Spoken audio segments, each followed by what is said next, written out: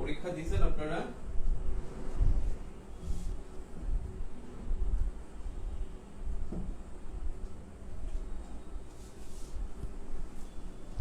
আসসালামু আলাইকুম। খুব শর্টকাট ক্লাস হবে ইনশাআল্লাহ।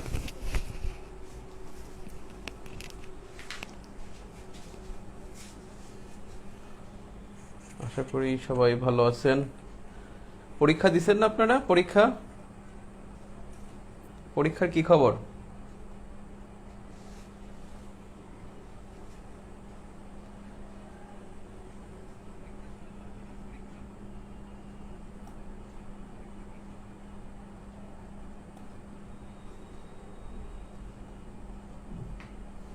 হ্যাঁ, 60% ডুবে যাবে। লাস্ট এক্সামে 17% উত্তর করা ছিল, ওটা ভুলবশত, এই জন্য ওটা কিন্তু কারেকশন করা হয়েছে পরে কোশ্চেনটা। ওই কোশ্চেনটা আবার রাখা হয়েছে যাতে ওটা আপনার কারেকশনটা করতে পারেন। এজন্য আয়শা মারিয়াম তিনি বলছেন এই কোশ্চেনটা করছেন। আজকের পরীক্ষায় আমি কোন জায়গায় গেছি, এটা বিফোর জি কেনা? আচ্ছা,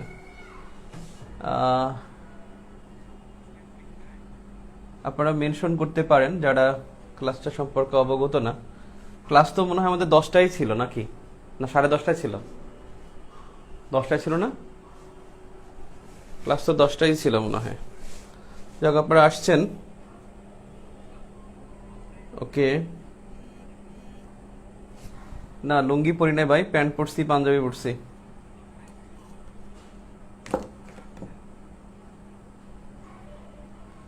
আজকের পরীক্ষায় আপনি যে কোনো পরীক্ষায় যে কোনো কোশ্চেনে সহজ হোক কঠিন হোক 70% মার্কস পেলে আপনি নিশ্চিতভাবে ওই পরীক্ষায় টিকে যাবেন।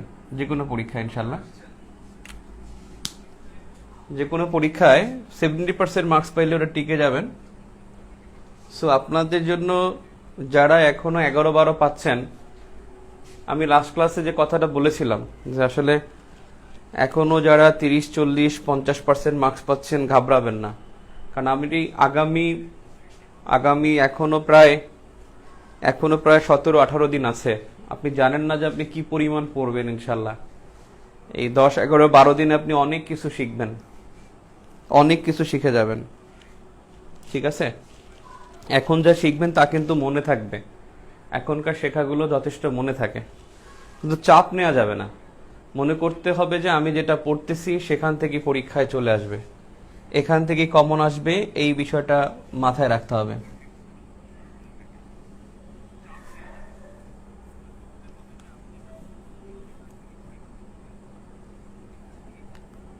ওকে, 16 দিন বাকি, 12 আর 16, 28। ও হ্যাঁ, 16 দিন বাকি। 16 দিনে তারপরে 10 ঘন্টা করে পড়লো, 160 ঘন্টা। অনেক কিছু করে ফেলানো যাবে। 160 ঘন্টা হিউজ পড়তে পারবেন। 5 মিনিটে 1 পৃষ্ঠা পড়লেও 1 ঘন্টায় 12 পৃষ্ঠা, 160 ঘন্টায় 1200 পৃষ্ঠা, 60 ঘন্টা হলো আরো 300-1500 পৃষ্ঠা এখনো পড়া যাবে। 1500 পৃষ্ঠা এখনো পড়া যাবে, 1500 বেশি। হ্যাঁ, 1500 বেশি পড়া যাবে এখন। ওকে, আপনারা চলে আসছেন আশা করি।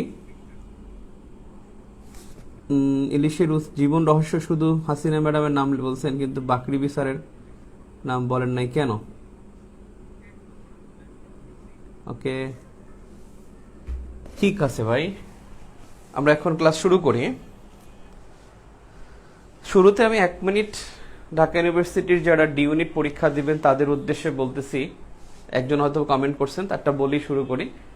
আপনাদের কোশ্চেন দেখেন, ঢাকা ইউনিভার্সিটির বি ইউনিটের কোশ্চেনটা খুবই কঠিন হয়েছে, এবং বি ইউনিটের কোশ্চেন কঠিন হওয়ার পরে ঢাকা বিশ্ববিদ্যালয়ের আইন বিভাগের একজন অধ্যাপক তিনি ফেসবুক পোস্টের মাধ্যমে বলেছেন যে এই প্রশ্নে যদি পরীক্ষা হয়, ঢাকা বিশ্ববিদ্যালয়ের শিক্ষকরা যদি এই প্রশ্নে পরীক্ষা দেয়, আমি সহ অনেকেই ফেল করবেন।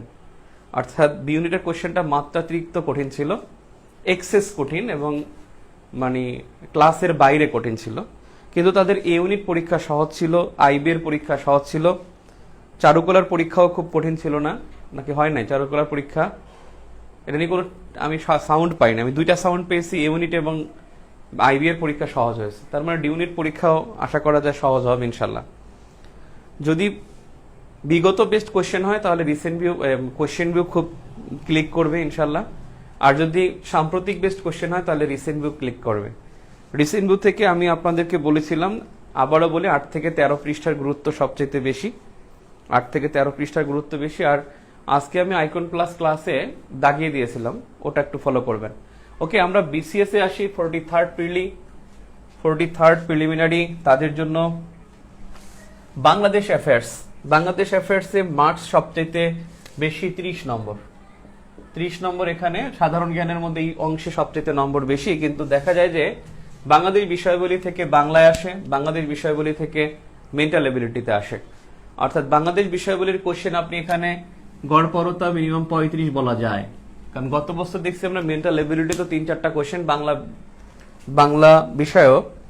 বাংলার মধ্যে আসছিল বিচারপতি আবু সাইদ চৌধুরী, তিনি ঢাকা বিশ্ববিদ্যালয় ভিসি হিসেবে পদত্যাগ করেছেন গণহত্যার প্রতিবাদ করে। আরেকটা প্রশ্ন আসছিল জাতীয় সঙ্গীত থেকে। এখন বাংলাদেশ বিষয়বলীর কোশ্চেন কি হয়?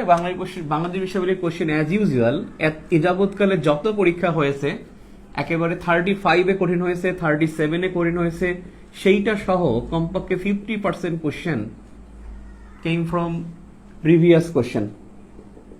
এখানে মিনিমাম 50% কোশ্চেন প্রিভিয়াস কোশ্চেন থাকে, এবং বাংলাদেশ বিষয়গুলোর জন্য খুব মেচিউর একটা সাজেশন থাকতে পারে, সেটা হলো কোশ্চেন ভিউ।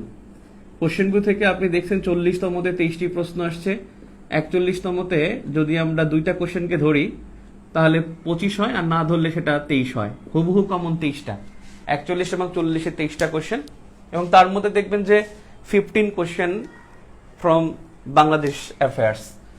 সো বিগত কোশ্চেন এখানে বেশি হয়, এবং এখানে কোশ্চেনগুলো 50% কোশ্চেন সহজ থাকে, আর 50% কোশ্চেন ওই কেশব সেনের মতো থাকে।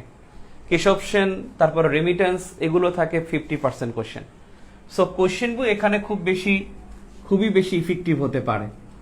সো বাংলাদেশ বিষয়বলী থেকে আমি এখন অধ্যায় ভিত্তিক যে বিষয়গুলো আমি বলবো, যে অধ্যায় ভিত্তিক যেই টপিকগুলো না পড়লেই নয় সেই টপিকগুলো বলবো। প্রথম অধ্যায়,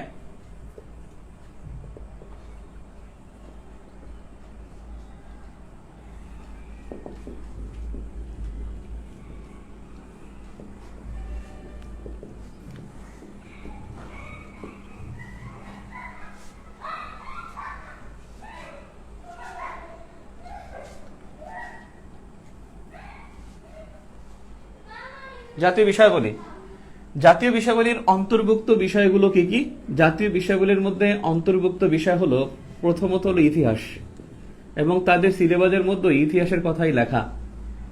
ইতিহাস অর্থাৎ যে টপিকগুলো লেখা সেগুলো কিন্তু ইতিহাসের টপিক থেকেই লেখা। জাতীয় কিছু পতাকা, সঙ্গীত, এই বিষয়গুলো আছে।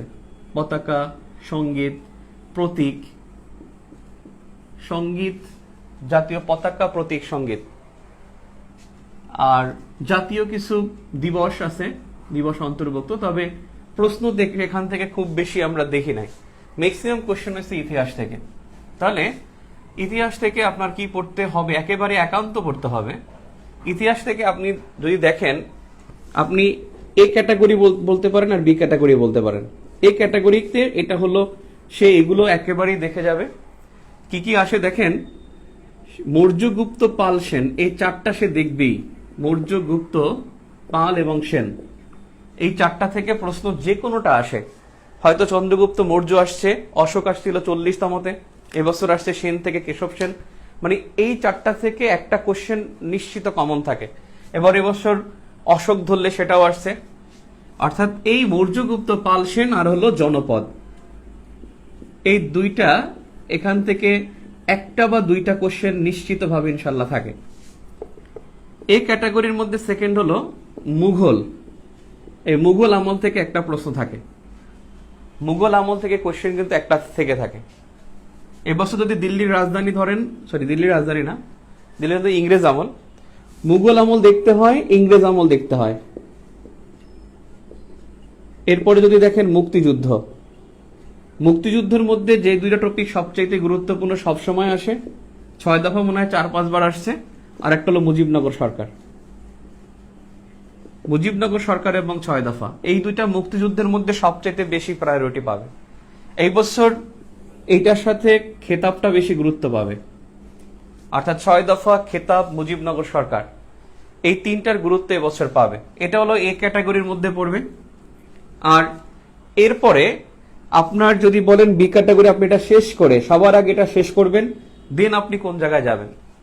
দেন যদি যান সেটা হলো আপনি সুলতানি আমলে যাবেন। সুলতানি আমল থেকে প্রশ্ন হয়। সুলতানি আমল থেকে দেখেন আলাউদ্দিন হোসেন শাহ থেকে পরপর 2 বার পরীক্ষা আসলো। সুলতানি দেখবেন, সুলতানির পরে যেটা, এটার গুরুত্ব কিন্তু একটু কম। এই বি ক্যাটাগরির মধ্যে কি কোনো কোশ্চেন আছে? বি ক্যাটাগরির মধ্যে এটার গুরুত্ব একটু কম। নেক্সট যেটা অবশ্যই সেটা হলো মুক্তিযুদ্ধ। মুক্তিযুদ্ধের মধ্যে এখানে আপনি বাকি অংশ দেখবেন, 1947 থেকে 1971 পর্যন্ত দেখবেন। 1947 থেকে 1971 পর্যন্ত দেখবেন।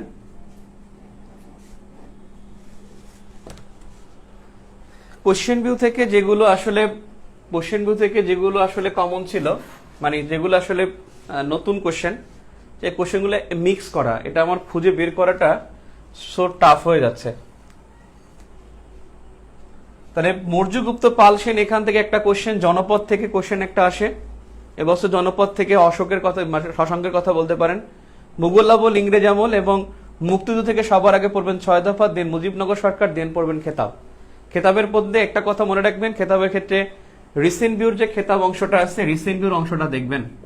এখানে এটা মনে রাখবেন 672টা হলো পদমর্যাদা, আর 438 হলো বীরাঙ্গনা, আর হলো 12 জন প্রবাসী কিন্তু এবছর খেতাব পেয়েছেন, মুক্তিযোদ্ধার খেতাব পেয়েছেন 12 জন প্রবাসী। সো সুলতানি মুক্তিযুদ্ধ 47 থেকে 71 রেস্ট অফ দা অংশ। অবশ্যই এখান থেকে আরো একটু খেয়াল করবেন, সেক্টর যেন কোনোভাবে মিস না হয়, মার্চের ঘটনা যেন মিস না হয়। মার্চের ঘটনা সেক্টর, এই দুইটার গুরুত্ব সবচাইতে বেশি। আর এবছর স্বাধীনতা সুবর্ণ জয়ন্তী, তাই অবশ্যই বিজয়ের সুবর্ণ জয়ন্তী কিন্তু গত 16 ডিসেম্বর 2020-তে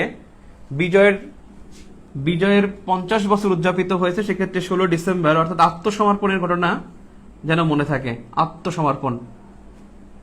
আত্মসমর্পণের ঘটনা, এটা মাথায় রাখবেন।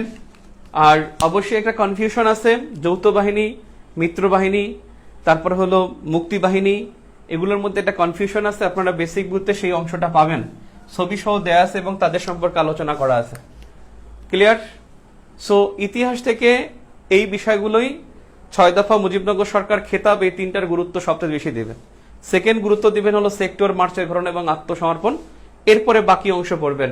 এরপর আপনি 47 পড়েন, যুক্ত ফ্রন্ট পড়েন, গণ অভ্যুত্থান পড়েন, সেটা আপনার বিষয়। সো প্রথম অধ্যায়ে এই গুরুত্ব। আর প্রথম অধ্যায় থেকে রিসেন্ট ঘটনা প্রথম অধ্যায় থেকে, রিসেন্ট ঘটনার মধ্যে গুরুত্বপূর্ণ হলো মুজিব বর্ষ, যেটা রিসেন্ট ভিউতে আছে প্রথম অধ্যায়ের মধ্যে। মুজিব বর্ষ, আর মুজিব বর্ষের মধ্যে বঙ্গবন্ধু শেখ মুজিবুর রহমানের, বিশেষ করে মুজিব চিরন্তনের গুরুত্ব সবচাইতে বেশি। এই মুজিব চিরন্তন কিন্তু 10 দিন যাবত হয়েছে, 17 মার্চ থেকে 26 মার্চ 2021। এই মুজিব চিরন্তনটা একটু স্পেসিফিক করে পড়বেন। এখানে পরীক্ষায় ঘুরিয়ে আসবে রাষ্ট্রপ্রধান কয়জন আসছেন, সরকার প্রধান কয়জন, মানে প্রধানমন্ত্রী কয়জন আসছেন। রাষ্ট্রপতি আসছে 2 জন, নেপাল এবং মালদ্বীপের, আর প্রধানমন্ত্রী আসছে ভারত, ভুটান এবং কি শ্রীলঙ্কা। সো মুজিব বর্ষ, মুজিব চিরন্তনের গুরুত্ব বেশি। আর অবশ্যই হলো মুজিব আমার পিতা, যে অ্যানিমেশনটা হয়েছে মুজিব আমার পিতা, এই অ্যানিমেশনটা দেখবেন, রিসেন্ট ভিডিওতে দেয়া আছে। আর হলো শেখ হাসিনা শেখ হাসিনা থেকে পড়তে হবে অন্তপক্ষে দুইটা বিষয়। উনি ভ্যাকসিন হিরো হন 2019-এ, ভ্যাকসিন হিরো। 2019 সালে তিনি ভ্যাকসিন হিরো হন। আর মনে রাখবেন 2021 সালে তিনি এসডিজি রয়্যাল ক্রাউন পুরস্কার পান। এসডিজি রয়্যাল ক্রাউন পুরস্কার, এসডিজি রয়্যাল ক্রাউন পুরস্কার পান তিনি 2021 সালে এবং পান এসডিএসএন থেকে, এসডিএসএন সাস্টেনেবল ডেভেলপমেন্ট সলিউশন নেটওয়ার্ক, এখান থেকে লাভ করেন। আর আপনার মনে আছে এসডিজি সূচকে বাংলাদেশ কিন্তু 109 এই 2021 সালে, আর এসডিজি প্রবৃদ্ধিতে, এসডিজি অর্জনের প্রবৃদ্ধিতে বাংলাদেশ কিন্তু তৃতীয় শীর্ষ দেশ হলো এসডিজি প্রবৃদ্ধিতে, সেজন্য এটা গুরুত্বপূর্ণ। আর তার পুরস্কারের ক্ষেত্রে 19 এবং 21-এর পুরস্কার দুইটা গুরুত্বপূর্ণ বেশি। আর বঙ্গবন্ধু শেখ মুজিবুর রহমান তার পক্ষ থেকে একটা বিষয় মনে রাখবেন, তিনি কিন্তু গান্ধী শান্তি পুরস্কার লাভ করেছেন। গান্ধী শান্তি পুরস্কার, বঙ্গবন্ধু গান্ধী শান্তি পুরস্কার লাভ করেন 2020 সালের জন্য। 2020 সালের জন্য বঙ্গবন্ধু পান গান্ধী শান্তি পুরস্কার। 2020 সালের জন্য গান্ধী শান্তি পুরস্কার লাভ করেন। আর 1973 সালে তিনি বিশ্ব শান্তি পদকে ভূষিত হন।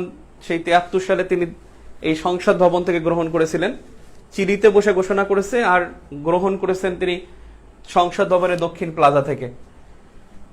সো এই দুইটা গুরুত্ব বেশি রিসেন্ট ভিউ থেকে। মুজিব বর্ষ, মুজিব চিরন্তন, গান্ধী শান্তি পুরস্কার, শেখ হাসিনা ভ্যাকসিন হিরো 2019 এবং এসডিজি পুরস্কার 2021, এই দুইটার গুরুত্ব বেশি। জাতীয় বিষয় বলে এখানে শেষ হলো। এরপরে দেখেন অধ্যায় 2, দ্বিতীয় অধ্যায়।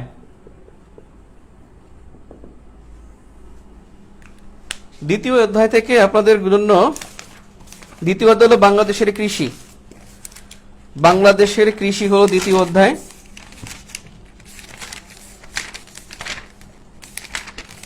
ভাষা শহীদ এবং বীরশ্রেষ্ঠ তাদের জীবনী থেকে পরীক্ষায় আসে, এগুলো আপনাদের আসলে আগেই পড়ার কথা। ভাষা সৈনিক এবং হলো ভাষা শহীদ এবং বীরশ্রেষ্ঠ, এই 15 জনের জীবনী কিন্তু পড়বেন। 8 জন ভাষা শহীদ এবং 7 জন বীরশ্রেষ্ঠ।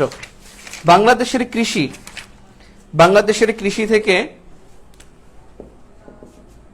বাংলাদেশের কৃষি, সেখান থেকে খুব গুরুত্বপূর্ণ যেটা, সেটা হলো সমীক্ষায় কৃষি। আপনি দেখবেন বেসিক ভিউ এবং রিসেন্ট ভিউ এর প্রথম চ্যাপ্টারই সমীক্ষায় কৃষি দেয়া আছে।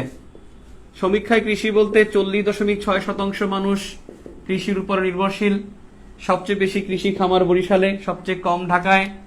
তারপরে হলো কৃষির জন্য 9,500 কোটি টাকা, 9,500 কোটি টাকা হলো কৃষির জন্য হলো মানে যেটাকে বলে ঘাটতি। কৃষিতে ঘাটতি হলো 9,500 কোটি টাকা, 500 কোটি টাকা। তারপরে হলো 13.73%, এটা হলো প্রবৃদ্ধিতে কৃষির অবদান, এটা 13 জিডিপিতে অবদান 13.73 বা অথবা 7.4 থাকতে পারে, কিন্তু এখানে সমীক্ষা কিন্তু 7.3 লেখা, আর অলমোস্ট বললে 13.74। আর এটা 2020 সালের হিসেবে 13.47%, 13.47%। অর্থাৎ সমীক্ষা 2021 সালে সমীক্ষায় বলছে যে 13.47%। অর্থাৎ সমীক্ষায় কৃষি, এটার গুরুত্ব বেশি। অবশ্যই কৃষি শুমারি যেটা হয়েছে 2019 সালে, এই কৃষি শুমারি পড়বেন। অর্থাৎ এটা ষষ্ঠ কৃষি শুমারি, এটা মনে রাখবেন। ষষ্ঠ কৃষি শুমারি তথ্য জানতে হবে। কৃষি থেকে গুরুত্বপূর্ণ কয়েকটা বিষয়, কমপক্ষে 4টা বিষয় খুবই গুরুত্বপূর্ণ, বিশেষ করে মাছ। কারণ মাছ উৎপাদনে আমরা বিশ্বের প্রথম, মাছ উৎপাদনে বিশ্বে আমরা তৃতীয়, আর মাছ উৎপাদন প্রবৃদ্ধিতে আমরা দ্বিতীয়, ইলিশ উৎপাদনে আমরা প্রথম। মাছ, ধান উৎপাদনে কিন্তু আমাদের রিসেন্ট ভিডিও দেয়া আছে চতুর্থ, ওটার জন্য আপনারা কনফিউজ হবেন না, কারণ ওখানে লেখা আছে কৃষি মন্ত্রণালয়ের অধীনে। কৃষি মন্ত্রণালয়ের হিসেবে কিন্তু চতুর্থ, কিন্তু আমরা ধান উৎপাদনে আমরা তৃতীয়। ধান উৎপাদনে বাংলাদেশ তৃতীয়, সেটা হলো ফাও এর তথ্য মতে। ফাও এর তথ্য মতে হলো আমরা তৃতীয় ধান উৎপাদনে, কিন্তু কৃষি মন্ত্রণালয় বাংলাদেশের সেই ক্ষেত্রে আমরা চতুর্থ। কৃষি মন্ত্রণালয় বলে চতুর্থ দাগাবেন, আর ফাও বললে তৃতীয় দাগাবেন। মাছ গুরুত্বপূর্ণ, এবছর পাট গুরুত্বপূর্ণ। আপনি জানেন 1 জুলাই 2020 সালে বাংলাদেশের 25টি পাটকল, রাষ্ট্রায়ত্ত পাটকল বন্ধ ঘোষণা করে। মোট রাষ্ট্রায়ত্ত পাটকল ছিল 26টা, একটা আগে থেকেই বন্ধ ছিল। অর্থাৎ মোট 26টি পাটকল বন্ধ হয়ে যায়, কিন্তু 1 জুলাই 2020-তে বন্ধ হয়েছে 25টা, একটা হয়েছে আগে, অর্থাৎ 26টি রাষ্ট্রায়ত্ত পাটকল ছিল, সবগুলো বন্ধ হয়ে গেছে। এই পাটের গুরুত্ব আছে। পাটের পরে যেটা আপনার গুরুত্বপূর্ণ সেটা হলো অর্থাৎ মাছ, পাট, পেঁয়াজ। পেঁয়াজ গুরুত্বপূর্ণ, পেঁয়াজ নিয়ে আলোচনা অনেক বেশি। আর আমরা কিন্তু খুব বাম্পার ফলন করছি, বিশেষ করে হলো আমরা কৃষির ক্ষেত্রে হলো পেঁয়াজ, পেঁয়াজের পরে হলো আপনার বাম্পার ফলন যেটা আমাদের সেটা হলো আম। ইলামতি, ইলামতি নতুন আমের জাত, গৌরমতি আমের জাত, ইলামতি আমের জাত। মতি দেখলে আম, সব আবার আম দেখায় না, বাংলা মতি কিন্তু আবার ধান, বাসমতি হলো চাল, গৌরমতি এবং ইলামতি হলো আম।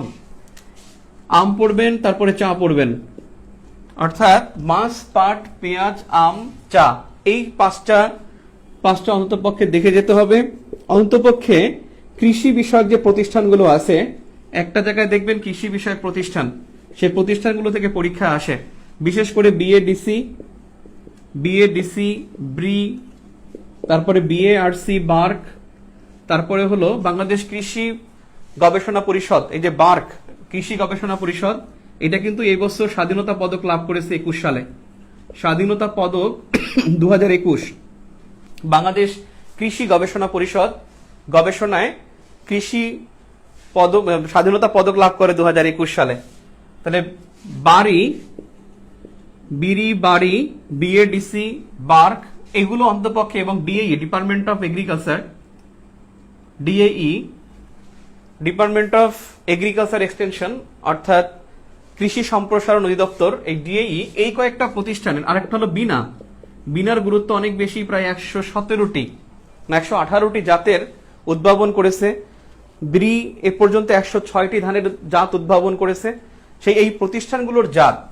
আরেকটা বিষয় হলো আপনাদের গুরুত্বপূর্ণ হলো উদ্ভাবন। উদ্ভাবন সম্পর্কে একটা টপিক আছে, দেখবেন রিসেন্ট ভিউতেও আছে, বেসিক ভিউতেও আছে। এই উদ্ভাবন সম্পর্কে এবছর গুরুত্বপূর্ণ শুধু একটাই, সেটা হলো একজন ব্যক্তি ফিলিপাইন থেকে প্রশিক্ষণ নিয়ে এসে 10টি ধানের জাত আবিষ্কার করছেন, অর্থাৎ 10টি ধানের জাত আবিষ্কার করেছেন, সেই উদ্ভাবন। এর লাস্টে আপনি লেটলি যেটা পড়বেন, সবার শেষে সেটা পড়বেন আপনি, লেটলি না মানে লাস্ট যেটা পড়বেন সেটা হলো আপনি শস্যের জাত পড়বেন। এখানে শস্যের জাত কোনটা আসবে কেউ বলতে পারে না, শস্যের জাত সাম্প্রতিকও আসতে পারে, নাও আসতে পারে। যা বাড়ি 5 এবং 6, এই বাড়ি 5, বাড়ি 6 এটা বললে কিন্তু মনে রাখবেন এটা হলো পেঁয়াজের জাত। ইলামতি যেটা ঢাকা ইউনিভার্সিটি পরীক্ষা আসছে, এটা হলো আমের জাত। পাট হলো রবি হলো পাটের জাত, রবি 1। আবার আপনি মনে রাখবেন এই পাট কিন্তু 4টা জাত, সেটা কি? তোষা, মেস্তা, সাদা তোষা, মেস্তা ও কেনাফ, মেস্তা, সাদা তোষা, এই 4 ধরনের পাট পাওয়া যায়। আর রবিও এক ধরনের পাটের জাত। আর ইলিশটা, মাছের মধ্যে অবশ্যই ইলিশটার গুরুত্ব অনেক বেশি দিবেন। ইলিশ 86% বাংলাদেশে উৎপাদিত হয় ফাওয়ের তথ্য মতে, এবং ইলিশ কিন্তু রপ্তানি 2012 সাল থেকে রপ্তানি নিষিদ্ধ। আমরা ভারতকে যেটা দিচ্ছি এটা কিন্তু গিফট দিচ্ছি, উপহার দিচ্ছি, ভারতকে আমরা গিফট দিচ্ছি। ওকে, সো কৃষির জন্য আমি যদি দেখি এই কয়েকটার গুরুত্ব বেশি। আর খুব আরেকটা বিষয় বেশি দেখা যায়, কৃষি বিষয় কয়েকটা দিবস আছে। চা দিবস 4 জুন, পাট দিবস 6 মার্চ, আর চা দিবস হলো 4 জুন। এই দিবস কয়েকটা গুরুত্বপূর্ণ। একটা বিষয় ধান, এই ধান থেকে কিন্তু প্রশ্ন আসে। ধান আমাদের সবচেয়ে বেশি ধান হয় বোরো ধান, এই আমন, আউশ, ব্রো, এই সম্পর্কে একটা বক্স দেয়া আছে, বেসিক ভিউতে পাবেন। এই ধানের থেকে কিন্তু 2বার পরীক্ষা আসছে। সো প্রশ্ন ঘুরে ফিরে এর মধ্যে আসবে, কারণ বাংলাদেশের কৃষি থেকে 3টা প্রশ্ন আসার কথা, কিন্তু 41তম এখান থেকে কোনো প্রশ্ন আসে নাই। তাহলে কৃষি সুমারিটা দেখবেন, মাছ, পাট, পেঁয়াজ, আম, চা, এটার গুরুত্ব সবচেয়ে বেশি এই 4টার। কৃষি বিষয়ক প্রতিষ্ঠান বিএডিসি, বাড়ি, বার্ক, এবং এদের দেখবেন যে এরা কি ধরনের ফসল উৎপাদন করে, কি কি গবেষণা করে, সে সম্পর্কে কিন্তু একটা ভালো ধারণা ওখানে দেয়া আছে। মাছের মধ্যে স্পেশালি ইলিশের কথা মনে রাখবেন, পৃথিবীর 86% বাংলাদেশে হয়। ইলিশ মাছের চাহিদার 12% পূরণ করে। ইলিশ বাংলাদেশে ইলিশের অভয়ারণ্য হলো 6টি অভয়ারণ্য। বাংলাদেশে ইলিশ সবচেয়ে বেশি হয় ভোলা জেলায়, সবচেয়ে বেশি ইলিশ হয় ভোলা। বাংলাদেশে সবচেয়ে বেশি ইলিশ পাওয়া যায় ভোলায়, চাঁদপুর বা মাওয়া দাগাইয়েন না, এটা ভোলা হবে উত্তর। এবং প্রায় 40%ই ভোলায় হয়। এবং যদি বিভাগ বলে তাহলে বরিশাল। ইলিশের কথা মনে রাখবেন। আর ওটা তো কৃষির সাথে অনেকটা জড়িত, যেটা হলো আপনার জিআই পণ্য। জিআই যে 9টা পণ্য কিন্তু মনে রাখবেন। সেই একেবারে জামদানি থেকে শুরু করে একেবারে আপনার খিসাপাতি আম, তারপর কাটারি ভোগ, দিনাজপুরের কাটারি ভোগ, তারপরে আপনার রংপুরের শতরঞ্জি, এই সবগুলো, রাজশাহী সিল্ক, এই সবগুলো কিন্তু মনে রাখবেন। কারণ পরীক্ষা আসতে পারে যে কোনটি বাংলাদেশ জিআই পণ্য স্বীকৃতি পায়নি, আসলেও আসতে পারে, বলা যায় না। ওকে, নেক্সটে হলো বাংলাদেশের জনসংখ্যা, তৃতীয় অধ্যায় বাংলাদেশের জনসংখ্যা। তৃতীয় অধ্যায় বাংলাদেশের জনসংখ্যা। এই জনসংখ্যা থেকে প্রশ্ন কিন্তু গত বছরও আসে নাই। 41তমতে আসার কথা, কিন্তু 41তমতে এখান থেকে কোশ্চেন আসছে একটা, শুধু বিরিশিলার নেত্রকোনায় অবস্থিত, এটাই আসছে। এ যাবৎকালে 6টা পিডিতে 16টা প্রশ্ন আসছে। 6টা না, পিডি হয়েছে 8টা, স্পেশাল সহ 8টা পিডিতে প্রশ্ন আসছে 16টা। তার মানে এখানে কিন্তু প্রশ্নের গতি একটু কম। তবে জনসংখ্যার মধ্যে, উপজাতির মধ্যে এখানে যত প্রশ্ন আসে ম্যাক্সিমামই হলো উপজাতি থেকে আসে। তবে শিক্ষা এবং স্বাস্থ্য তা কিন্তু এটার অন্তর্ভুক্ত। সো আমি এখানে বলতে পারি উপজাতি আপনার বেসিক ভিউতে খুবই দেয়া আছে ভালো। বেসিক ভিউতে যদি কারো মনে হয় যে আমি 1টা 2টা কোশ্চেন কমন ফেলাবো, তাহলে আপনি সমাজবিজ্ঞান দ্বিতীয় পত্র বই যদি কারো থাকে, ইন্টারমিডিয়েটের সমাজবিজ্ঞান দ্বিতীয় পত্র, এইটার প্রথম 3টি অধ্যায়ের মধ্যে দেখবেন উপজাতি সম্পর্কে আলোচনা আছে। যদি সমাজবিজ্ঞান দ্বিতীয় পত্র থেকে এটা পড়ে নেন তা আরো বেশি ভালো হবে। সো উপজাতির জন্য ওটা পারফেক্ট। এবং ওটা যদি না পারেন বেসিক ভিউ থেকে পড়বেন বা অন্য কোনো বই থেকে পড়েন। তবে উপজাতি অবশ্যই গুরুত্বপূর্ণ, এটার সাথে কিন্তু আদমশুমারি গুরুত্বপূর্ণ। মনে রাখবেন 6ষ্ঠ আদমশুমারি, এটা কিন্তু তারিখ স্থগিত হয়েছে। 25 থেকে 31 অক্টোবর হওয়ার কথা ছিল এবং এটা কিন্তু স্থগিত। তবে এটা মনে রাখবেন, আদমশুমারি করে পরিকল্পনা মন্ত্রণালয়, এইটা যেন মনে থাকে। প্ল্যানিং মিনিস্ট্রি তারা কিন্তু আদমশুমারি করে থাকে। সাধারণত যে কোনো শুমারি প্ল্যানিং মিনিস্ট্রি করে থাকে, প্ল্যানিং মিনিস্ট্রি মনে করে থাকে। আর একটা কথা মনে রাখবেন যে আমি কৃষি শুমারির কথা বলছি, এই কৃষি শুমারি হওয়ার কথা ছিল 18 সালে, সেটা হয়েছে 19 সালে। পরে রিপোর্টও তারা 19 বলছে। আর এখানে তারা 3টি বিষয়, কৃষি শুমারিতে তারা 3টি বিষয় দেখে। একটা হলো শস্য, মৎস্য এবং প্রাণী। অর্থাৎ শস্য, মৎস্য, প্রাণী, এই 3টি বিষয় কৃষি শুমারিতে অন্তর্ভুক্ত হয়। শস্য, মৎস্য এবং প্রাণী। আর অর্থনৈতিক সমীক্ষা যেটা হয়, এই অর্থনৈতিক শুমারি সর্বশেষ হয়েছে 2012 সালে, আবার 2022 সালে হবে। 2022 সালে পরবর্তী অর্থনৈতিক শুমারি হবে। তৃতীয় অর্থনৈতিক শুমারি, এটা মনে রাখবেন, তৃতীয় অর্থনৈতিক শুমারি হচ্ছে 2012 সালে, চতুর্থটা হবে 2022 সালে। অর্থনৈতিক শুমারিতে যে বিষয়টি অন্তর্ভুক্ত হয় না কৃষি, কারণ কৃষি আলাদা শুমারি হয়ে থাকে। সো আমি আবার বলি, কৃষি শুমারিতে অন্তর্ভুক্ত হয় শস্য, মৎস্য এবং প্রাণী। আর তৃতীয় অর্থনৈতিক শুমারি হচ্ছে 2012 সালে, 22 সালে চতুর্থ হবে। এবং অর্থনৈতিক শুমারিতে অন্তর্ভুক্ত হয় না কৃষি। সো ষষ্ঠ জনশুমারি, যেটা আদমশুমারি বললে ভুল হবে, অর্থাৎ জনশুমারি। আপনারা জানেন এই শুমারির নাম হলো গৃহ গণনা ও জনশুমারি, গৃহ গণনা শুমারি বা গৃহ গণনা ও জনশুমারি।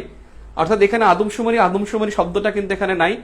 এই 25 থেকে 31 অক্টোবর এটাকে স্থগিত করা হয়েছে। এবছর একটা ইন্টারেস্টিং বিষয় যে আমাদেরকে সহযোগিতা যে করবে সেটা হলো নাসা আমাদেরকে এমনভাবে সহযোগিতা করবে যেটা অটো এবং পরিকল্পনা মন্ত্রী বলছে, এই যে গত কয়েকদিন আগে যেদিন আপনার রিসেন্টলি বের হলো তার 2 দিন পরেই তিনি বলছেন যে 10 বা 11 অক্টোবর, 8 বা 9 অক্টোবর তিনি বলছেন যে বিষয়টা এরকমের বলছেন তিনি যে এমন একটা সময় আসবে যে প্রতি সেকেন্ডে গণনা হবে এবং অটোমেটিক মানুষ দেখতে পারবে যে আসলে কতজন জনসংখ্যা আছে কতজন নাই, এমন পদ্ধতি তারা অবলম্বন করবেন। সো জনশুমারি এটার গুরুত্ব আছে, ষষ্ঠ জনশুমারি। আরেকটা হলো এই জনসংখ্যার মধ্যে একটা কথা মনে রাখবেন, বাংলাদেশ কিন্তু জনমিতিক লভ্যাংশে আছে। জনমিতিক লভ্যাংশ এর ইংলিশ হলো ডেমোগ্রাফিক ডিভিডেন্ড, ডেমোগ্রাফিক ডিভিডেন্ড। আর এই ডেমোগ্রাফিক ডিভিডেন্ডের অন্তর্ভুক্ত হলো বাংলাদেশ। এই জনমিতিক লভ্যাংশ অর্থাৎ যেই দেশের মানুষ 50% মানুষ কর্মক্ষম থাকে তাকে বলা হয় জনমিতিক লভ্যাংশ। কর্মক্ষম মানে হলো 15 থেকে 64 বছর। 15 থেকে 64 বছরের বয়সী জনসংখ্যা যদি 50% অতিক্রম করে তখন তাকে জনমিতিক লভ্যাংশ বলে। আর বাংলাদেশ 2012 সালে এই জনমিতিক লভ্যাংশে প্রবেশ করে। অর্থাৎ বাংলাদেশের কর্মক্ষম জনগণের সংখ্যা 66%। 17 সালের এক সমীক্ষায় বলছে 68%। অর্থাৎ বাংলাদেশের কর্মক্ষম জনগণ 68%। এই 68% বা 66% দুইটা সমীক্ষায় দুইটা। উনি এটা 17 সালে বলছে, 2017 সালে বলা হয়েছে 68%, 2019 সালে বলছে 66%। বাংলাদেশ এই জনমিতিক লভ্যাংশে মানে 50% কর্মক্ষম জনগণে প্রবেশ করছে 2012 সালে। এই জনসংখ্যার মধ্যে কিন্তু জনসংখ্যা বিষয়ক যে আদমশুমারি বা কৃষি শুমারি আছে, সেই মানে আদমশুমারি বা সমীক্ষা আছে, সে তথ্যগুলো জানতে হবে। অবশ্যই পঞ্চম আদমশুমারি তথ্য গুরুত্বপূর্ণ। 35তম বিসিএস এ পঞ্চম আদমশুমারি থেকে দুইটা প্রশ্ন আসছিল। একটা আসলে পরিবারের গড় জনসংখ্যা 4.4, আর একটা আসলে জনসংখ্যা আদমশুমারি অনুসারে জনসংখ্যার কত ভাগ শিক্ষিত, অর্থাৎ শিক্ষার হার কত, এটা সমীক্ষা থেকে বা আদমশুমারি থেকে গুরুত্বপূর্ণ। শিক্ষার হার 51.8। আর ঠিক তেমনি আমাদের কিন্তু অর্থনৈতিক সমীক্ষায় শিক্ষার হার কিন্তু 75.2। আমাদের গড়ায়ু কিন্তু 72.8। এই গড়ায়ু, শিক্ষার হার, জনসংখ্যা বৃদ্ধির হার, এগুলো কিন্তু এখানে গুরুত্বপূর্ণ। আমাদের 2020 সালের তথ্যগুলো এখানে বেশি গুরুত্ব দিয়ে পড়বেন। আপনারা দেখবেন রিসেন্ট ভিউতে 2020 এবং বেসিক ভিউতেও আছে 2020 এবং 2021 দেয়া আছে। আপনারা 20 সালের তথ্যগুলোকে একটু বেশি এমফাসাইজ দিয়ে পড়বেন। এখন দেখেন জনসংখ্যার বাইরে এখানে আর কি আসতে পারে। উপজাতি থেকে গতবার একটা প্রশ্ন আসছে এবং কোনো কোনো বছর দুইটাও আসে। বাকি হলো এখানে শিক্ষা এবং স্বাস্থ্য, এই দুইটার গুরুত্ব একটু বেশি, শিক্ষা ও স্বাস্থ্য। এখন এখানে গুরুত্ব কি, শিক্ষার ক্ষেত্রে কিন্তু শিক্ষা কমিশন গুরুত্বপূর্ণ। শিক্ষা কমিশনটা খুব গুরুত্বপূর্ণ। কিছু শিক্ষা প্রতিষ্ঠানের সংখ্যা আছে সেটা। আর এখানে আরেকটা বিষয় গুরুত্বপূর্ণ, ঢাকা ইউনিভার্সিটি 100 বছর। 1 নভেম্বর তারা 100 বছর উদযাপন করবে, কিন্তু তারা আবার পরিবর্তন করে 1 ডিসেম্বর নিয়ে গেছেন। যাই হোক, স্বাস্থ্যের ক্ষেত্রে কিন্তু দেখেন কমিউনিটি ক্লিনিক কিন্তু পরীক্ষা আসছিল। এই কমিউনিটি ক্লিনিক এটা কিন্তু গুরুত্বপূর্ণ। আর অবশ্যই গুরুত্বপূর্ণ 1/62-63, অত্যন্ত গুরুত্বপূর্ণ। করোনা চিকিৎসা বা স্বাস্থ্য বাতায়ন 1/62-63। স্বাস্থ্যের জন্য গুরুত্বপূর্ণ বিষয় হলো আইইডিসিআর, অত্যন্ত গুরুত্বপূর্ণ আইইডিসিআর। আইসিডিডিআরবি এই করোনাকালীন মুহূর্তে ব্যাপক ভূমিকা রেখেছে এবং আইসিডিডিআরবির একজন গবেষক, তিনি ডক্টর ফেরদৌসি কাদরি, তিনি কিন্তু ম্যাক্সেসে পুরস্কার লাভ করেছেন। আইসিডিডিআরবি, আইইডিসিআর, কমিউনিটি ক্লিনিক এটা গুরুত্বপূর্ণ। আর জনসংখ্যার সাথে এই স্বাস্থ্যের সাথে একটা বিষয়, পরিবার পরিকল্পনা নীতি। আপনারা পরিবার পরিকল্পনা, আমাদের যে স্লোগান, সেই স্লোগানটা ছিল আগে একটি হলে ভালো হয়, দুটি হলে আর নয়। এখন কিন্তু ছেলে হোক মেয়ে হোক, দুটি সন্তানই যথেষ্ট। এই স্লোগানে আবার ফিরে আসছে। সেই 12 সালের আগে যে স্লোগানটা ছিল সেই স্লোগানে আবার আমরা ফিরে আসছি, ছেলে হোক মেয়ে হোক, দুটি সন্তানই যথেষ্ট। অর্থাৎ শিক্ষার ক্ষেত্রে কমিশনটা অবশ্যই পড়া উচিত। ঢাকা বিশ্ববিদ্যালয়ে না পড়ে পরীক্ষার হলে যাওয়া যাবে না। স্বাস্থ্যের জন্য কমিউনিটি ক্লিনিক, আইইডিসিআর, আইসিডিডিআরবি এবং পরিবার পরিকল্পনা গুরুত্বপূর্ণ। ক্লিয়ার? শিক্ষা এবং স্বাস্থ্য। অবশ্যই একটা কথা মনে রাখবেন, বাজেটে শিক্ষা কিন্তু দ্বিতীয় সর্বোচ্চ বরাদ্দ। উন্নয়ন বাজেটের মধ্যে শিক্ষা দ্বিতীয় সর্বোচ্চ বরাদ্দ। আর স্বাস্থ্যের ক্ষেত্রে কিন্তু মনে রাখেন, গতবার কিন্তু আমরা একবার বলেছিলাম যে নৈতিকতা এবং স্বাস্থ্য এবং সংবিধানের অনুচ্ছেদের মধ্যে আমরা বলছিলাম যে সুস্বাস্থ্য ও নৈতিকতা কত নম্বর অনুচ্ছেদ, 18 নম্বর। আপনারা যারা আমার গত বছর যারা আমার পেইড ব্যাচে ছিলেন তাদের কিন্তু আমি পরীক্ষার 3 দিন আগে কয়েকটা অনুচ্ছেদ লিখে দিয়েছিলাম, তার মধ্যে একটা ছিল 18 নম্বর। আমি আজকে একটু অনুচ্ছেদের মধ্যে আমি যাব, তারপর আমি এখানে বলে রাখি দুইটা অনুচ্ছেদ খুব গুরুত্বপূর্ণ, একটা 16 আর একটা হলো 24। 16 হলো গ্রামীণ উন্নয়ন ও কৃষি বিপ্লব। গ্রামীণ উন্নয়ন ও কৃষি বিপ্লব। আপনি জানেন সরকার কিন্তু একটা লক্ষ্য স্থির করেছে, সেটা হলো গ্রাম হবে শহর। সেজন্য 16 নম্বর গুরুত্বপূর্ণ। 24 নম্বর হলো প্রতিকৃতি সংরক্ষণ, অর্থাৎ স্মৃতিস্তম্ভ বা প্রতিকৃতি, জাতীয় যত স্মৃতিস্তম্ভ এবং প্রতিকৃতি সংরক্ষণ। যেহেতু বঙ্গবন্ধুর ভাস্কর্য নিয়ে কথাবার্তা হয়েছে, 24 নম্বর অনুচ্ছেদ কিন্তু সেই ঐতিহাসিক স্মৃতিস্তম্ভকে সংরক্ষণ করা রাষ্ট্রের দায়িত্ব বলছে। এই দুইটা অনুচ্ছেদের গুরুত্ব একটু বেশি। সো আমি জনসংখ্যা গেলাম, শিক্ষা এবং স্বাস্থ্য, শিক্ষা সংক্রান্ত অনুচ্ছেদ আপনি জানেন 17 নম্বর অনুচ্ছেদ শিক্ষা সংক্রান্ত, আর স্বাস্থ্য সংক্রান্ত অনুচ্ছেদ হলো 18 নম্বর অনুচ্ছেদ। 17 এবং 18 শিক্ষা এবং স্বাস্থ্য। এবার আসি 16 হলো গ্রামীণ বিপ্লব, গ্রামীণ উন্নয়ন ও কৃষি বিপ্লব, আর একটা হলো কি বলছি সেটা হলো আপনার 24 নম্বর অনুচ্ছেদ।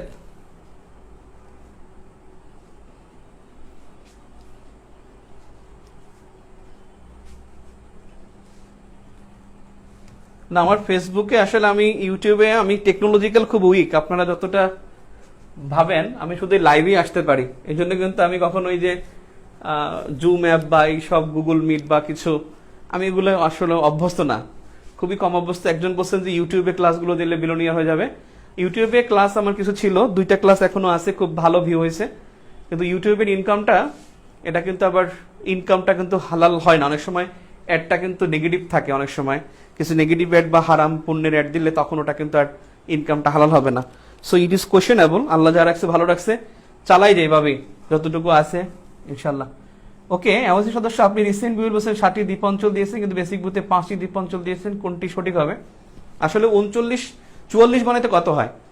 মোট 44টা, তাহলে 39 আর যোগ হলো 5টি হবে।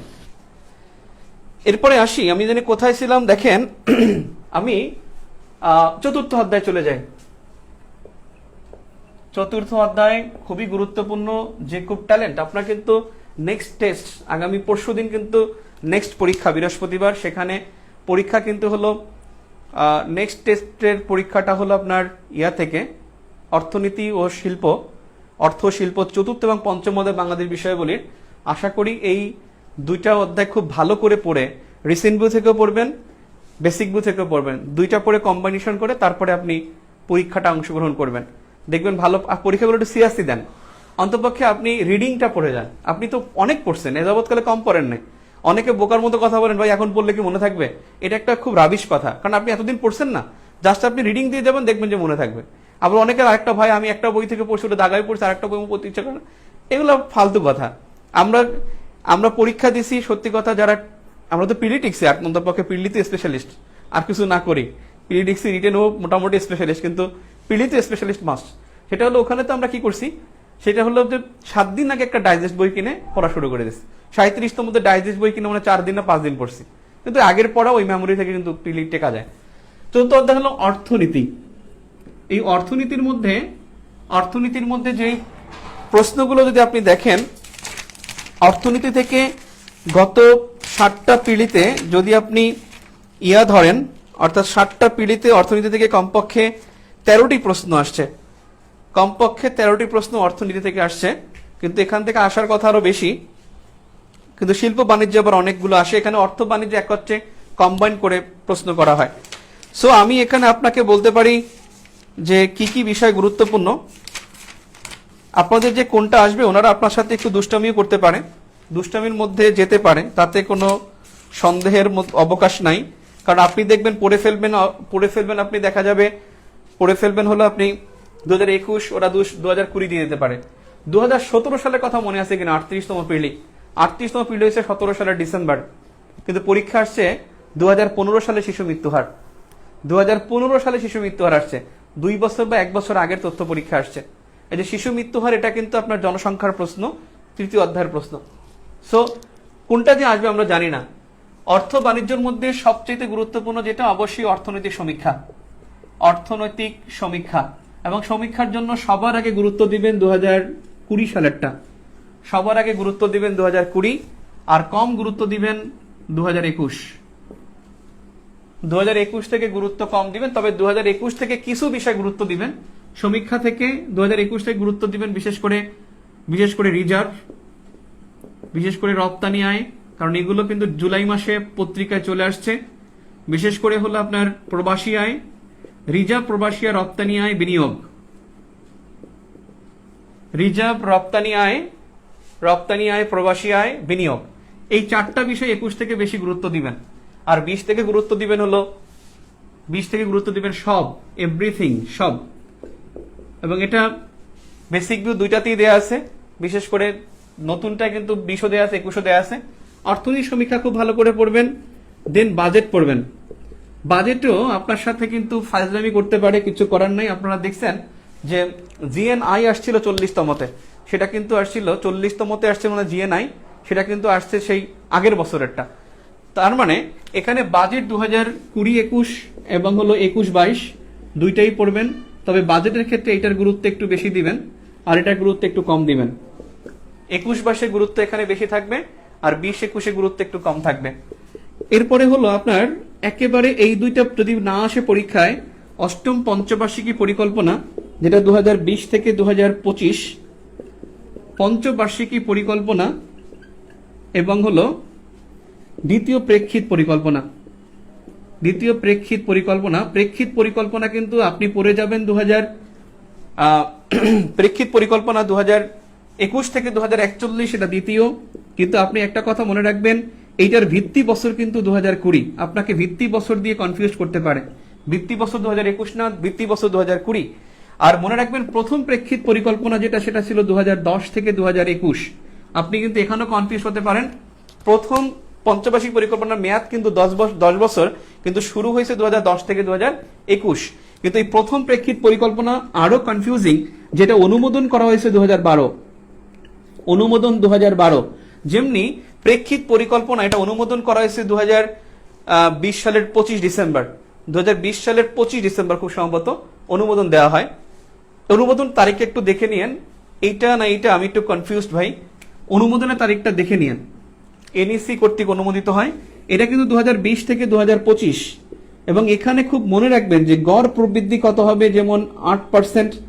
সর্বোচ্চ প্রবৃদ্ধি লক্ষ্যমাত্রা হলো 2024-25 অর্থ বছরে, যেটা হয়ে যাবে হলো 8.51% প্রবৃদ্ধি।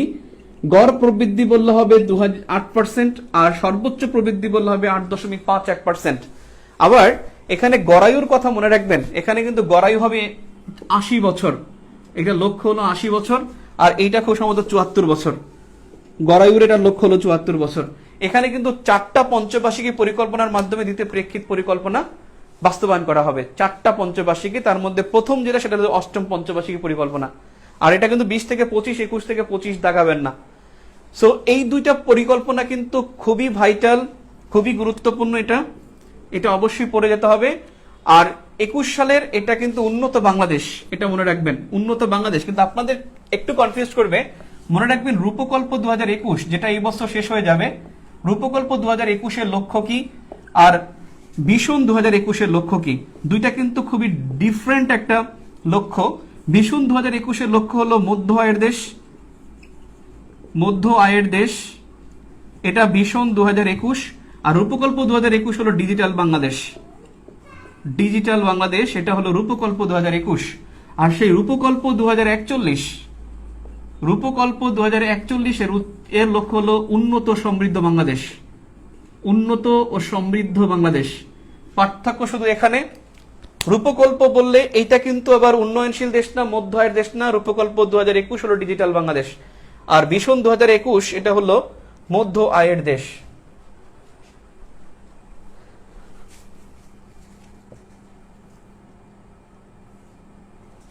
ভিত্তি বছর, ভিত্তি বছর কি? ভিত্তি বছর হলো যত সূচক ধরা হবে তার ভিত্তি ধরাবো ওই বছরটাকে, তারপর সে বাড়বে কমবে।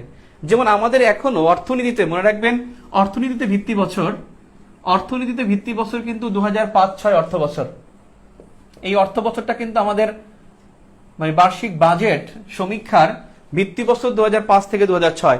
নেক্সটে যেটা হবে ভিত্তি বছর সেটা হলো 15 থেকে 16, 15 থেকে 16 ভিত্তি বছর হবে। কিন্তু এখন পর্যন্ত আমাদের ভিত্তি বছর 2005 থেকে 2005-06 অর্থ বছর।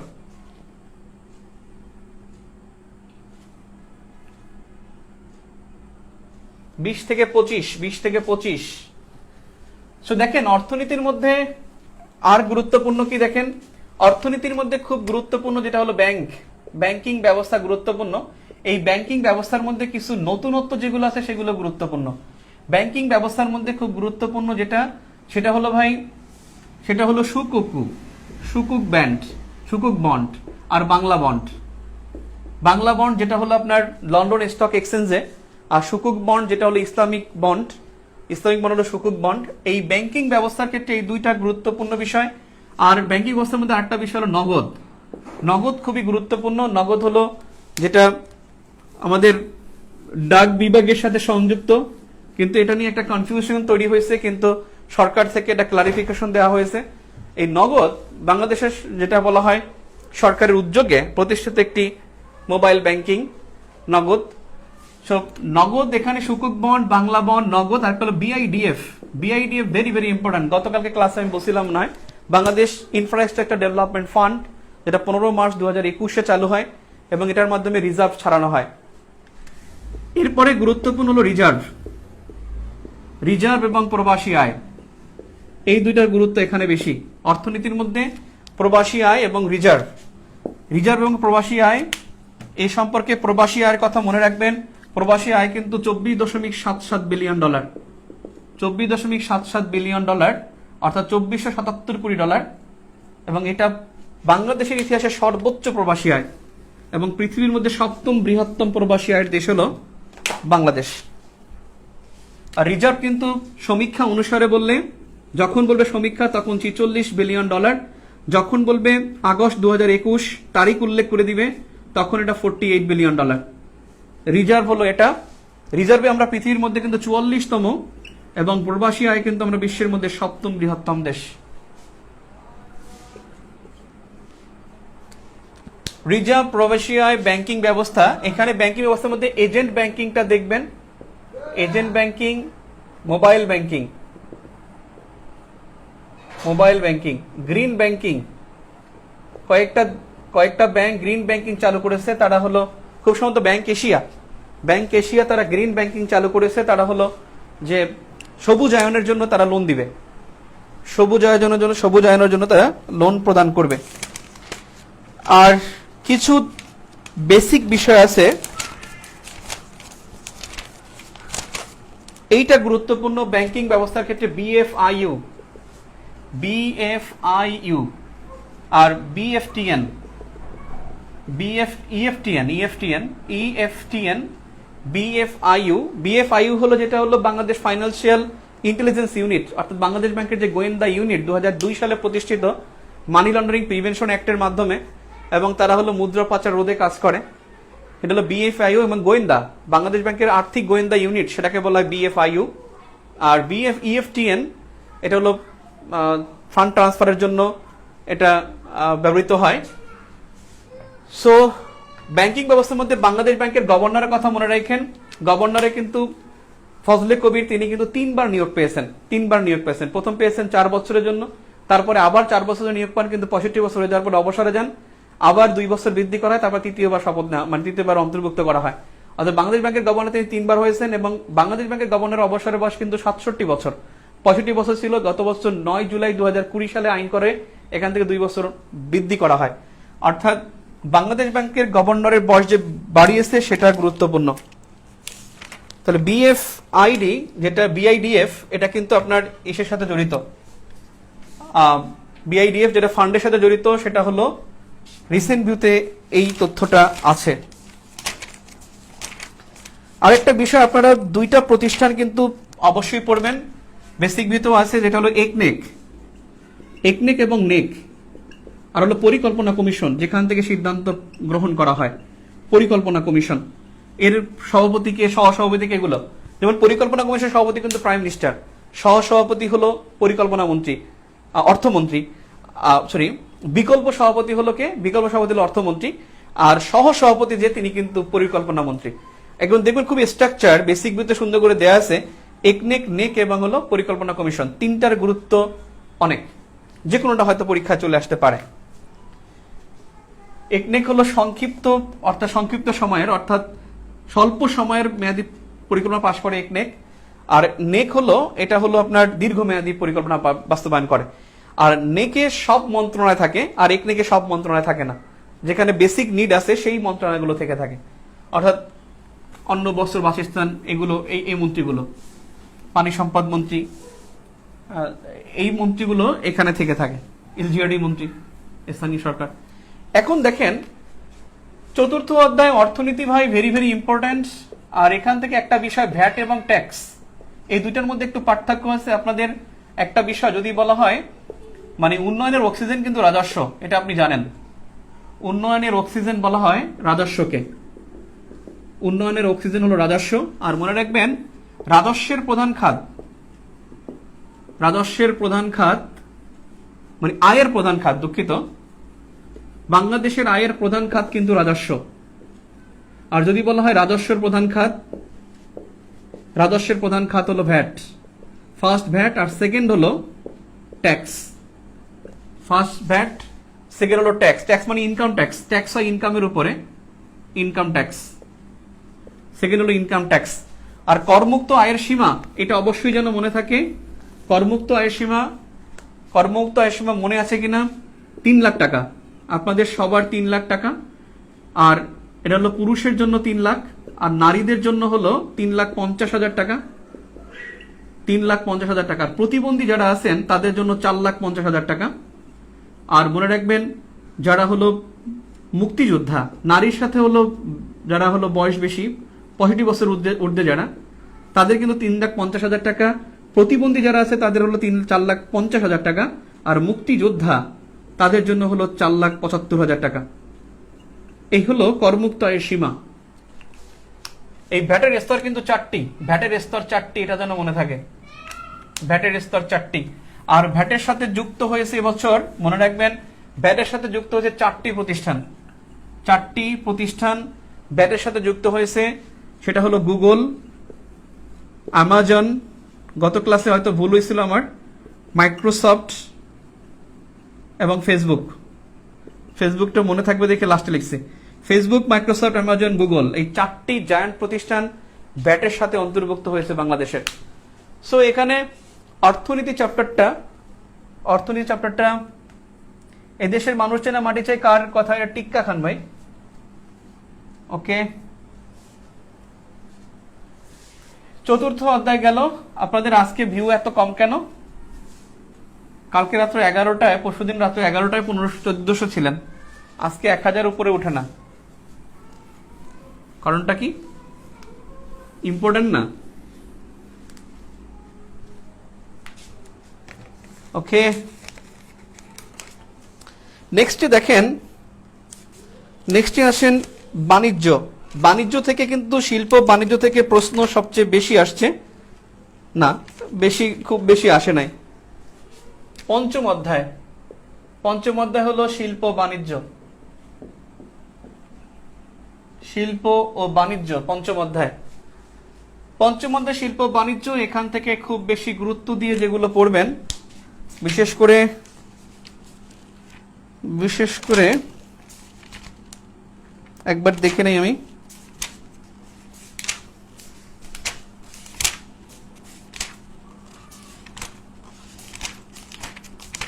গুড।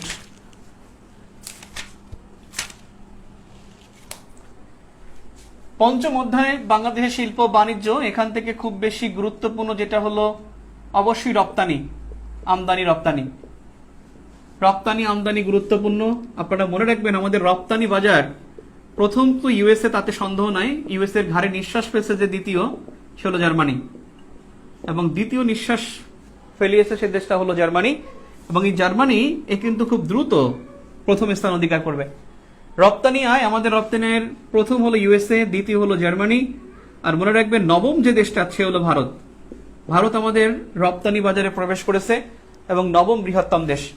আমদানি আমরা সবচেয়ে বেশি করি হলো চীন থেকে, তারপর হলো ভারত থেকে। চীন, ভারত, এবং তৃতীয় যদি বলি ইউকে থেকে। ইউকে না, এটা চেঞ্জ হয় বারবার। ভারত এবং চীন এই দুইটাই সবসময় শীর্ষে থাকে। এবং রপ্তানি আয় করোনা বছর, যেটা মনে রাখবেন 19-20 অর্থ বছরে আমরা কিন্তু 33.37 মনে হয় 37 বিলিয়ন ডলার ইউএসডি লিখি। আর 2020-21 অর্থ বছরে আমাদের আয় 38.76 বিলিয়ন ইউএসডি। এই রপ্তানি আয়ের মধ্যে মনে রাখবেন সেটা প্রথম রপ্তানি আয়ের পণ্য হলো তৈরি পোশাক, এবং দ্বিতীয় রপ্তানি পণ্য হোম টেক্স। কিন্তু হোম টেক্স আমরা বলবো না, কিন্তু খাত বললে সেটা হবে অবশ্যই পাট। পাট ও পাটজাত পণ্য। তৃতীয় হলো কৃষি, কৃষিজাত পণ্য।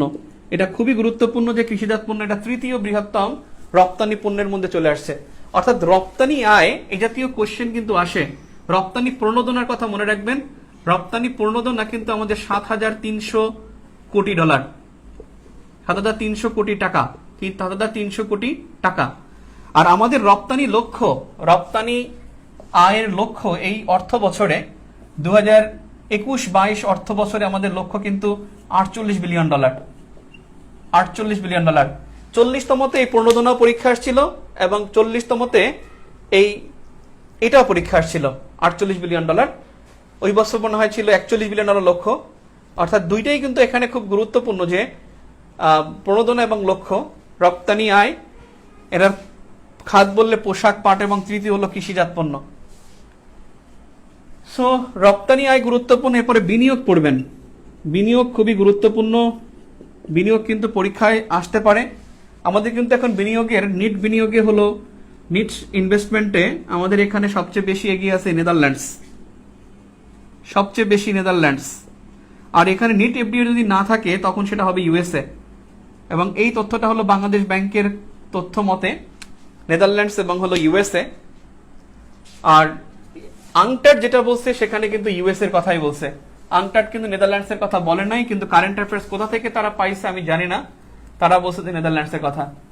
আমি এর কোনো ভিত্তি খুঁজে পাইনি, একমাত্র কারেন্ট অ্যাফেয়ার্সই বলছে, আংটার বলছে এটা নেদারল্যান্ডস, আসলে আংটার বলছে ইউএসএ।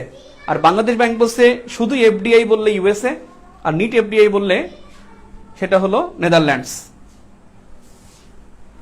দেখেন বাংলাদেশের শিল্প বাণিজ্যের ক্ষেত্রে যে বিষয়টা গুরুত্বপূর্ণ সবচাইতে সেটা হলো বঙ্গবন্ধু শিল্প পার্ক, বঙ্গবন্ধু শিল্প পার্ক। বাংলাদেশের শিল্প বাণিজ্যের মধ্যে যে বিষয়টা গুরুত্বপূর্ণ সেটা বঙ্গবন্ধু শিল্প পার্ক। 3,000 বর্গ কিলোমিটার, 30,000 একর, 30,000 একর, 30,000 বর্গ কিলোমিটার, 30,000 একর, 30,000 একর হলো বঙ্গবন্ধু শিল্প পার্কের আয়তন। এই বঙ্গবন্ধু শিল্প পার্ক এটা গুরুত্বপূর্ণ বিডা, বেজা, বিডা, বেজা এই দুইটার গুরুত্ব অনেক বেশি। বেজা যেটা হলো এসইজেড করবে তারা, স্পেশাল ইকোনমিক জোন, আর বিডা হলো ইনভেস্টমেন্ট ডেভেলপমেন্ট অথরিটি। ইপিজেড একটা কথা মনে রাখবেন, সবচেয়ে বড় ইপিজেড হবে পটুয়াখালীতে, পটুয়াখালীর পচা কোরালিয়া, পটুয়াখালীর পচা কোরালিয়ায় এখানে সবচাইতে বড় ইপিজেড হবে, যে ইপিজেডের আয়তন হবে 500 একর। এর আয়তন হবে 500 একর। এ পর্যন্ত সবচেয়ে বড় যে ইপিজেড চট্টগ্রাম ইপিজেড, সেটার আয়তন কিন্তু 493 একর। আর এইটার একর হলো 500 একর। পটুয়াখালীর পচা কোরালিয়ায় এখানে সবচেয়ে বড় ইপিজেড হবে। আর বড় শিল্প পার্ক যেটা সেটা হলো বঙ্গবন্ধু শিল্প পার্ক, মিরসরাই, 3টি উপজেলার মধ্যে। আর জেলা বললে ফেনী এবং চট্টগ্রাম, ফেনী এবং চট্টগ্রাম বঙ্গবন্ধু শিল্প পার্ক। বিনা বেজা ইপিজেড খুব গুরুত্বপূর্ণ। এখানেও পাট শিল্প গুরুত্বপূর্ণ। পাট ওষুধ পোশাক, পাট ওষুধ পোশাক এই তিনটের গুরুত্ব একটু সবচাইতে বেশি। পাট, ওষুধ এবং আরেকটা আছে চামড়া, জাহাজ, চামড়া ও জাহাজ। এটা না পড়ে পরীক্ষার হলে যাওয়া বোকামি হবে, খুবই বোকামি হবে। এরপরে বন্দর পড়া গুরুত্বপূর্ণ। বন্দরের কথা আমি যেটা বলি আমার কথা শুনবেন। সমুদ্র বন্দরে বললে অবশ্যই 5টি দাগাবেন। 4টি হলো এখানে, 4টি বন্দর হলো চট্টগ্রাম, মোংলা, পায়রা এবং মাতারবাড়ি। মাতারবাড়িতে আপনারা জানেন যে পানামার একটি জাহাজ ঘাট দিয়েছে, হ্যাঁ পূর্ণাঙ্গ চালু হয় না কিন্তু বন্দর হয়ে গেছে। আর মিরসরাইতে এখানে জাপানের সহযোগিতায়, চীনের সহযোগিতায় বাংলাদেশের মেঘনা গ্রুপ, বসুন্ধরা গ্রুপ মিলে তারা আরেকটা বন্দর করবে। একটা বিষয়, এই জাহাজ শিল্পের মধ্যে একটা গুরুত্বপূর্ণ বিষয় জাহাজ ভাঙ্গা। আমি জাহাজ ভাঙ্গাকে বোঝাতে চাচ্ছি। এই জাহাজ ভাঙ্গা শিল্প এটা কিন্তু সাতকানিয়া চট্টগ্রাম, এখানে কিন্তু আপনার জাহাজ ভাঙ্গা শিল্প দ্বিতীয়টা যেটা হচ্ছে সেটা হলো তালতলি বরগুনা, তালতলি পাথরঘাটার বরগুনায়, এখানে হবে দ্বিতীয়টা। এবং জাহাজ ভাঙ্গা শিল্পে বিশ্বের শীর্ষ দেশ, প্রথম দেশ কিন্তু বাংলাদেশ। এই জন্য জাহাজ ভাঙ্গা শিল্প গুরুত্বপূর্ণ। সমুদ্র বন্দর বললে 5টি দাগাবেন। বিমান বন্দর বললে আপনি অবশ্যই 4টি আন্তর্জাতিক বিমানবন্দর দাগাবেন, 4টি আন্তর্জাতিক। এইসব বিষয়গুলো হয় কি ঘোষণা দিলেই হয়ে যায়। কিছু কিছু বিষয় আছে যে ঘোষণা দিলে এটা হয়ে যায়, চালু হলে চালুর তারিখটা পরীক্ষা আসবে। যেমন আপনার কিছু কিছু ডিক্রি, রাষ্ট্রপতি কিছু কথা বলে সেটা কিন্তু ডিক্রি হয়ে যায়। রাষ্ট্রপতি বলছেন যে ডাকসু নির্বাচন করা উচিত, ডাকসু নির্বাচন কিন্তু হয়ে গেছে। ওইখানে কিন্তু একটা অজনপ্রিয় একটা অবস্থায় ছিল। অজনপ্রিয় সরকারি ছাত্র সংগঠনের দলটি কিন্তু অজনপ্রিয় ছিল, তারপরে কিন্তু ওখানে ইলেকশন দিতে বাধ্য হয়েছিল, কারণ রাষ্ট্রপতির এখানে একটা ঘোষণা আছে। তো কিছু কিছু বিষয় আছে, এগুলো কিন্তু আপনার চেঞ্জ হবে না। স্থলবন্দর কিন্তু 25টা, স্থলবন্দর 25টি দাগাবেন, আর নদী বন্দর দাগাবেন হলো 35টি। যদি পরীক্ষা আসে নদী বন্দর 35টি। একটা বিষয় কোনো এক জায়গায় আপনাদের লেখা আছে, হয়তোবা পড়ছেন, তামাবিলের নিকটে ভারতের যে বন্দর তার নাম ডাউকি। কোনো এক জায়গায় মনে আমি খোয়াই লিখে ফেলছি, এই খোয়াই কিন্তু এখানে না, খোয়াই হলো আপনার ব্রাহ্মণবাড়িয়ার পাশে ত্রিপুরায়। খোয়াই কিন্তু ত্রিপুরায়, এটা আশুগঞ্জ বা আখাউড়া হবে, কিন্তু তামাবিল হবে ডাউকি। এটা একটু খেয়াল করবেন। ডাউকি বন্দর তামাবিলের নিকট, ভারতের বন্দরের নাম হলো ডাউকি। একবার কিন্তু যশোরের যে বেনাপোলের বিপরীত যেটা, সেটা হলো পেট্রোপোল, সেটা পরীক্ষা আসছিল, দেখা গেল এবছর আবার এটা চলে আসতে পারে। আরেকটা বিষয় আপনারা মনে রাখবেন যে বিষয়টা, সেটা হলো এই শিল্প বাণিজ্যের মধ্যে যে বিষয় মনে রাখবেন সেটা হলো গ্যাস ক্ষেত্র। গ্যাস ক্ষেত্র যদি পরীক্ষা আসে, যদি সমীক্ষা উল্লেখ না করে 28টি দেখাবেন, যদি সমীক্ষা বলে তাহলে 27টি, সমীক্ষা বলে 27টি, সমীক্ষা ছাড়া বললে 28টি। গ্যাস ক্ষেত্রের সংখ্যাটা এবং গ্যাস ক্ষেত্র, কয়লা, এবং সবার জন্য মনে থাকে লোহার খনি। বাংলাদেশে লোহার খনি একটা পাওয়া গেছে 10 বর্গ কিলোমিটার আয়তন, সেটা হলো কোথায়? দিনাজপুর। দিনাজপুরের কোন জায়গায় যেন আকরিকের খনি পাওয়া গেছে, দিনাজপুরে। এটা আসলে আমি মনে মিস করছি, বেসিক ভিউতে আছে কিনা আমার মনে নাই। তো শিল্পের ক্ষেত্রে এই কয়টা শিল্প এই কয়টা গুরুত্বপূর্ণ, আর লোহার খনি এটা গুরুত্বপূর্ণ, বন্দর, গ্যাস ক্ষেত্র, আর এই জায়গায় যোগাযোগ বিষয়টা পড়বেন। আপনি যদি এই 4টা যোগাযোগের বিষয় না পড়েন তাহলে খুব খারাপ হয়ে যাবে পরীক্ষায়, মানে দেখেন কনফিউজড হয়ে যাবেন যে অন সিটি টু টাউন, এটা পরীক্ষা আসছে না, যে কর্ণফুলী টাউনের কতজন আছে, আমি কি বলছি, সাতকানিয়া, সীতাকুণ্ড, আল্লাহ দুঃখিত, ইসিরে দুঃখিত ভাই, জাহাজভাঙ্গা শিল্প Sitakunda Chattogram, I am sorry ভাই, আমি ওগুলো কাট করেন না। এর জন্য লাইভ মানে নিতেছে বলে যে ভাই ভুল পড়েছে, সীতাকুণ্ড, আমি সরি, সীতাকুণ্ড চট্টগ্রামে জাহাজভাঙ্গা শিল্প প্রথমটা, দ্বিতীয়টা হবে তালতলি, পাথরঘাটা, বরগুনা। যোগাযোগের ক্ষেত্রে অবশ্যই পদ্মা সেতু তো আপনি পড়তেছেন, মেট্রো রেল পড়বেন, মেট্রো রেল, বঙ্গবন্ধু টানেল, এটা কিন্তু 3.40 কিলোমিটার, পত্রিকায় 3.32 আসছে। দেখেন না কয়েকদিন একটা পরীক্ষা হচ্ছে প্রবাসী কল্যাণ ব্যাংকে, সেখানে কিন্তু 3.32 অপশনই ছিল না। মেট্রো রেল পড়বেন, পদ্মা সেতু পড়বেন, বঙ্গবন্ধু টানেল পড়বেন। আর বাংলাদেশে কিন্তু ইলেকট্রিক ট্রেন চালু হয়েছে, ইলেকট্রিক ট্রেন চালু হয়েছে ঢাকা চট্টগ্রামে, ঢাকা নারায়ণগঞ্জে ইলেকট্রিক ট্রেন চালু হয়েছে, খুব সম্ভবত 23 কিলোমিটার, আমি ভুল না করলে। আরেকটা বিষয় হলো, দেখা যায় বাংলাদেশে প্রথমবারের মতো সবচেয়ে দীর্ঘতম এলিভেটেড এক্সপ্রেসওয়ে চালু হয়েছে। সেই এলিভেটেড এক্সপ্রেসওয়ে 55 কিলোমিটার, যেটা হলো যাত্রাবাড়ি থেকে মাওয়া পর্যন্ত।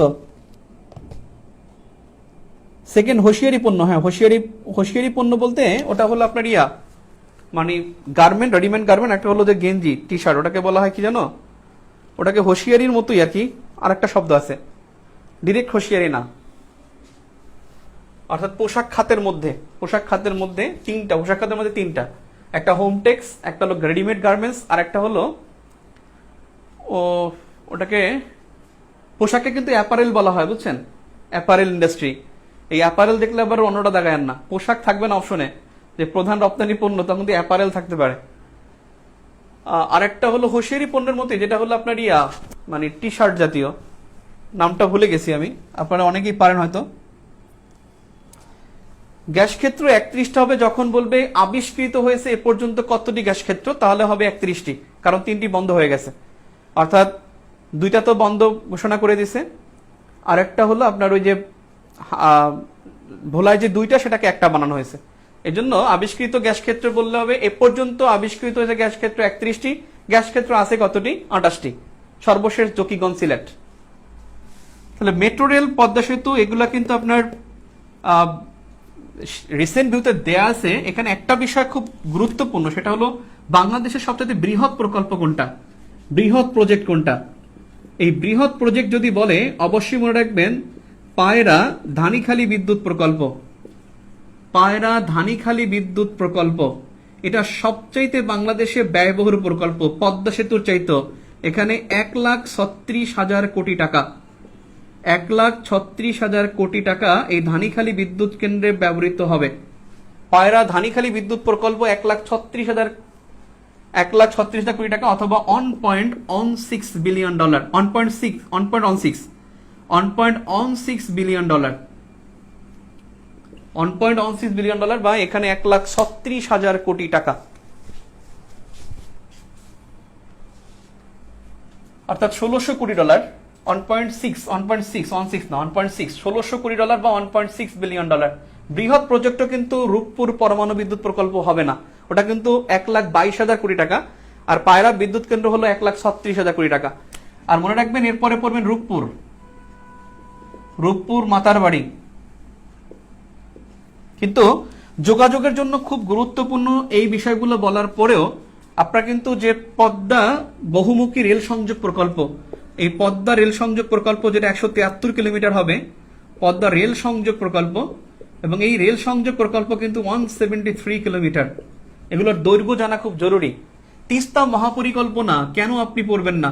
তিস্তা মহাপরিকল্পনা, যে পরিকল্পনা চীনের সহায়তা হবে 220 কিলোমিটার, 220 কিলোমিটার এখানে এই তিস্তা মহাপরিকল্পনা হবে। তিস্তা মহাপরিকল্পনা হবে কিন্তু সেই চীনের হোয়াংহো নদী, যেটা চীনের দুঃখ, সেই হোয়াংহো নদীর আদলে। অর্থাৎ হোয়াংহো নদীকে চীনের দুঃখ থেকে চীনের একটি উপকারী নদীতে পরিণত করছে, যেটা খনন করছে। খনন করে দুই পাশে খুব সাইবার সিটি, যেটাকে বলে আপনার মডার্ন সিটি করেছে, এবং এখানে বনায়ন হয়েছে, এখানে লিবারেট এক্সপ্রেসওয়ে হয়েছে, এখানে বড় বাঁধ হয়েছে। ঠিক তেমনি তিস্তা নদী এটা খনন করা হবে।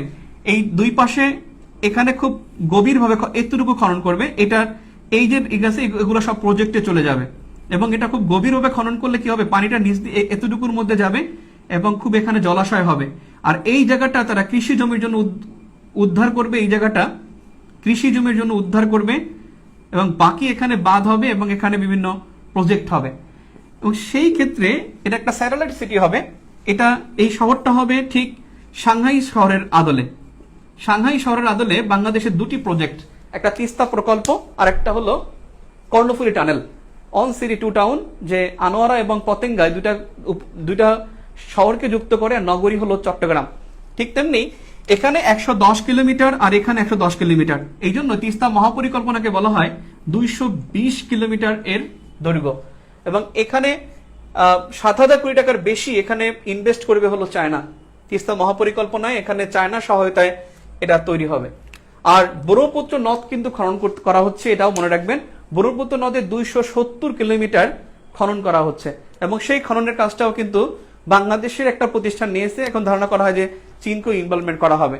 আর যদি পারেন, আমি এখানে দিতে পারি নাই, রিসেন্ট ভিউ নাই, বেসিক ভিউ নাই, আপনারা যদি কোথাও পান পাতাল রেল প্রজেক্ট, সাধারণত রেল এরকম একটা প্রজেক্ট চালু হবে, এগুলা কিন্তু বিসিএস পরীক্ষায় বা বিভিন্ন পরীক্ষায় চলে আসে। আপনি দেখেন ওষুধ শিল্প পার্ক এখনো হয় নাই, 30তম বিসিএস এ আসছে ওষুধ পার্ক হবে কোথায়, সেই গজারিয়া মুন্সিগঞ্জ, 30তম বিসিএস এর কোশ্চেন। এটা আসছে কিন্তু আজকে না, 10 বছর আগে। কিন্তু আজকে 10 বছর পরেও কিন্তু ওষুধ পার্ক হয় নাই, পরীক্ষায় কিন্তু এটা চলে আসছে। এরকমের অনেকগুলো প্রজেক্ট আছে যেগুলো নাম নেয়, নাম নিলেই পরীক্ষা চলে আসে। যেমন পাতাল রেলটা পারলে দেখবেন। এবং এই মেট্রো রেল বাংলাদেশে কিন্তু 6টা মেট্রো রেল হবে, এমআরটি মেট্রো রেল ট্রান্সপোর্ট, আর এটাকে আরেকটা নাম আছে ম্যাস র্যাপিড ট্রানজিট। এই এমআরটি 6 পর্যন্ত হবে, 6টা মেট্রো রেল হবে বাংলাদেশে। এবং পদ্মা সেতু, দ্বিতীয় পদ্মা সেতু হবে, এটাও কথা মনে রাখবেন। দ্বিতীয় পদ্মা সেতু এটা অত্যন্ত গুরুত্বপূর্ণ, যে দ্বিতীয় পদ্মা সেতু হবে, সেই দ্বিতীয় পদ্মা সেতু হবে কিন্তু সেই দৌলতদিয়া পাটুরিয়া। এবং দ্বিতীয় পদ্মা সেতু দৈর্ঘ্য কিন্তু 6.10 কিলোমিটার, এটা কিন্তু 6.10। আর প্রথম পদ্মা সেতু যেটা, সেটা 6.15 কিলোমিটার। এই দ্বিতীয় পদ্মা সেতু আসবে, আবার 6.15 দাগায়েন না, 6.10 কিলোমিটার হবে। ক্লিয়ার? সো আমদানি রপ্তানি, বিনিয়োগ পড়বেন, শিল্প পড়বেন, পোশাক পড়বেন, না পড়ে পরীক্ষা হলে যাবেন না যেগুলো সেগুলো আমি লিখে দিলাম। ওকে, কয়লা পড়বেন, লোহা পড়বেন। আমি সংবিধান বললে আর বেশি সময় লাগবে না, সংবিধানটা তো ছোট করেই বলবো। ফ্রি ক্লাস, কিন্তু আপনাদের পার্টিসিপেশন খুবই উইক, মাত্র 967, যেখানে 1.5K থাকতো, আজকে ভাবছিলাম অনেক বেশি হবে। আপনারা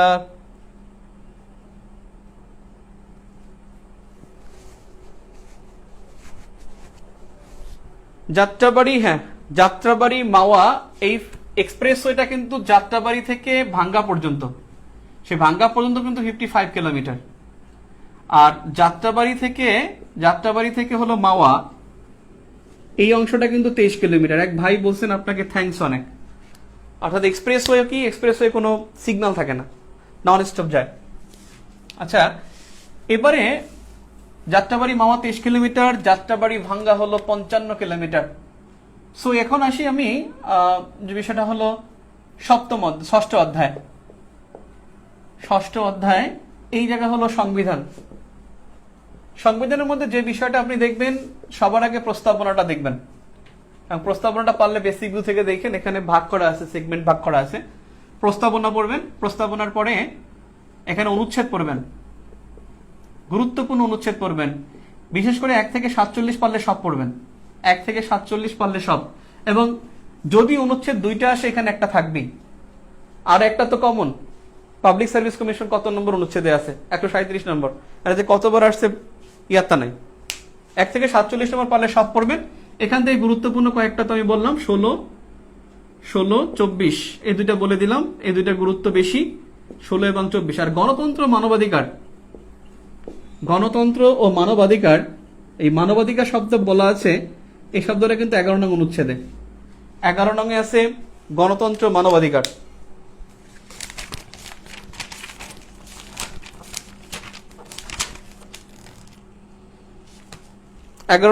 গণতন্ত্র মানবাধিকার অনুচ্ছেদ। এখান থেকে সবগুলো পড়বেন, 1 থেকে 47, আর বাকি হলো এই 3টার গুরুত্ব বেশি। আর এরপরে যদি বলেন এখানে সংশোধনী পড়বেন, 1, 2, 3 তারিখ সহ, একেবারে ঘটনা সহ, 1, 2, 3, তারপরে হলো 12, 14, 15, 17, এই কয়টার গুরুত্ব একটু বেশি। 12, 14, 15, 17, সবচেয়ে বেশি আসে 15তম, এটা সবচেয়ে বেশি আসে। আর 1, 2, 3। এবং আপনি মনে রাখবেন, বঙ্গবন্ধুর সময় মনোরঞ্জন ধর একজন আইনমন্ত্রী আছেন। মনোরঞ্জন ধর তিনি কিন্তু একেবারে 1 থেকে 4 এই 4টা সংশোধনী তিনি উত্থাপন করেছেন। 4টা সংশোধনী উত্থাপন করছেন মনোরঞ্জন ধর, বঙ্গবন্ধুর আইনমন্ত্রী। প্রথম, দ্বিতীয়, তৃতীয়, চতুর্থ 4টি সংশোধনী উত্থাপন করেছেন। আর মনে রাখবেন, 5ম সংশোধনী, যেটা 1979-তে হয় জিয়াউর রহমানের সময়, তখন উত্থাপন করছেন একজন প্রধানমন্ত্রী। সাধারণত সংশোধনী উত্থাপন করেন আইনমন্ত্রী, আর একজন প্রধানমন্ত্রী করছেন, তার নাম শাহ আজিজুর রহমান। শাহ আজিজুর রহমান, যদি উনি একজন রাজাকার ছিলেন, জিয়াউর রহমানের প্রধানমন্ত্রী ছিলেন, তার নামটা পরীক্ষায় আসবে না, কিন্তু ঘুরিয়ে আসবে যে প্রধানমন্ত্রী উত্থাপন করেছেন কোন সংশোধনী, সেটা হলো 5ম এবং 6ষ্ঠ সংশোধনী। 5ম এবং 6ষ্ঠ এই 2টা সংশোধনী উত্থাপন করেছেন প্রাইম মিনিস্টার। সংশোধনী পড়বেন, তবে গুরুত্বপূর্ণ যেটা, সমালোচনা যদি পরীক্ষায় থাকে, সমালোচনা থাকলে অবশ্যই 5ম দাগাবেন। আর যদি দেখেন যে আপনি পারেন না কিন্তু গুরুত্বপূর্ণ এমন তথ্য আসছে, তাহলে সেই গুরুত্বপূর্ণ মনে করলে 15তম দাগাবেন। এবং 5মের পুরো বিপরীত হলো 15তম, এবং 15তম সংশোধনী 55টি পরিবর্তন হয়। 15তম সংশোধনীতে 55টি পরিবর্তন হয়, এবং 15তম সংশোধনী হলো 1972-এর সংবিধানের আদলে হয়েছে। 1972-এর সংবিধানে ফিরে যায়, 72-এর সংবিধানে ফিরে যায়, সেটা হলো 15তম সংশোধনী। সংশোধনী পড়ার পর অবশ্যই তফসিল পড়বেন। তফসিলের মধ্যে মনে রাখবেন, যেটা তফসিলের মধ্যে অবশ্যই পঞ্চম, ষষ্ঠ, সপ্তম, আপনাদের এগুলো মনে আছে? ষষ্ঠ এবং সপ্তম। পঞ্চম 7 মার্চ, ষষ্ঠ হলো 26 মার্চ। তবে ষষ্ঠ কিন্তু declaration of independence, declaration of independence, বঙ্গবন্ধুর যে ভাষণ 26শে মার্চে বঙ্গবন্ধু যে স্বাধীনতার ডাক দেয় সেটা কিন্তু ডিক্লারেশন অফ ইন্ডিপেন্ডেন্স। আর সপ্তম সংশোধনী 10 এপ্রিল। এই 10 এপ্রিল হলো ঘোষণাপত্র, যেটাকে বলা হয় proclamation of independence. Proclamation of independence, declaration এবং প্রোক্লেমেশনের পার্থক্য হলো ডিক্লারেশন হলো আনুষ্ঠানিক আর প্রোক্লেমেশন হলো দাপ্তরিক, অর্থাৎ অফিসিয়াল, মানে এটা একটা সরকারি। প্রোক্লেমেশন মানে সরকারি, আর ডিক্লারেশন মানে হলো সরকারি নাও হতে পারে। অর্থাৎ এই তিনটা তফসিল অনেক গুরুত্বপূর্ণ। গতবারও কিন্তু চতুর্থ তফসিল থেকে পরীক্ষা আসছে, যেখানে হলো বিশেষ বিধানের আইন, যেটা হলো সামরিক শাসন যাতে ক্ষমতা আসতে পারে সেই বিধির কথা বলা হয়েছে। দ্বিতীয় তফসিল কিন্তু বিলুপ্ত, অর্থাৎ 7টা তফসিল আছে মোট, 7টা তফসিল পড়বেন। আর মনে রাখবেন এই 4টা তফসিল 5, 7, 13, 16 এই 4টা তফসিলকে হাইকোর্ট অবৈধ ঘোষণা করেছে। হাইকোর্ট অবৈধ ঘোষণা করে। তার মধ্যে 16তম সংশোধনী হাইকোর্টে রিভিউতে আছে। পরীক্ষা আসবে রিভিউতে আছে কোন সংশোধনী? সেটা হবে 16তম সংশোধনী। 16তম সংশোধনী যেটা রিভিউতে আছে। ক্লিয়ার?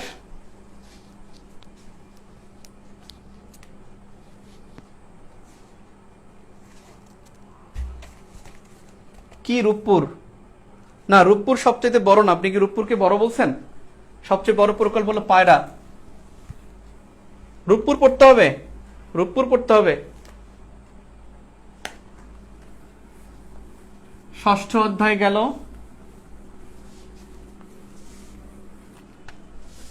সপ্তম অধ্যায়, এটা হলো রাজনৈতিক দল, পলিটিক্যাল পার্টি, আপনাদের সিলেবাসই আছে। এখান থেকে সবার আগে যেটা পড়বেন সুশীল সমাজ, সিভিল সোসাইটি, এটা সবার আগে পড়বেন। আর এরপরে পড়বেন এখানে আওয়ামী লীগ, এরপরে নিবন্ধিত দল, নিবন্ধিত দলের তথ্য, অর্থাৎ শর্ত কি কি, 39টি বৈধ, অবৈধ হলো 5টি, বৈধ হলো 39টি, অবৈধ হলো 5টি, 39টি বৈধ, অবৈধ 5টি। আর নিবন্ধন প্রক্রিয়া শুরু হয়েছে 2008 সালে। এখানে আমি একটা পৃষ্ঠা দিচ্ছি যে নিবন্ধিত দলের একবার তারিখ সহ প্রতীক সহ, ওখানে কিন্তু লেখা আছে, শুধু বোল্ড করাগুলো পড়বেন।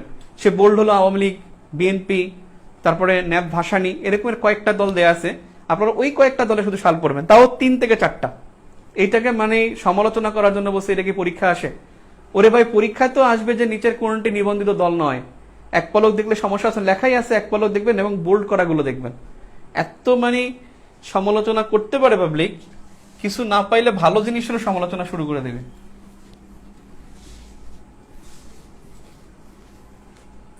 নিবন্ধিত দলের তথ্য পড়বেন, নিবন্ধনের প্রক্রিয়া এবং আওয়ামী লীগের বিষয়গুলো পড়বেন। এবং আওয়ামী লীগের একটা বিষয় আছে, বঙ্গবন্ধু কবে শপথ নেয়, কবে রাষ্ট্রপতি হয়, অর্থাৎ বঙ্গবন্ধু শাসনামল একটা টপিক আছে। অন্য কোনো বইতে পাবেন না, আমি চ্যালেঞ্জ ভাই, ইনশাল্লাহ পাবেন না। এগুলো খুব পরিশ্রমের ফল আমার। বঙ্গবন্ধুর শাসনামল এই অংশটা পড়বেন, আওয়ামী লীগ পড়বেন, সুশীল সমাজ, নিবন্ধিত দল, এই 4টা। আর আরপিও, আরপিও সম্পর্কে ছোট্ট কিছু ইনফরমেশন দেয়া আছে। আরপিও আর E passport, smart ID card,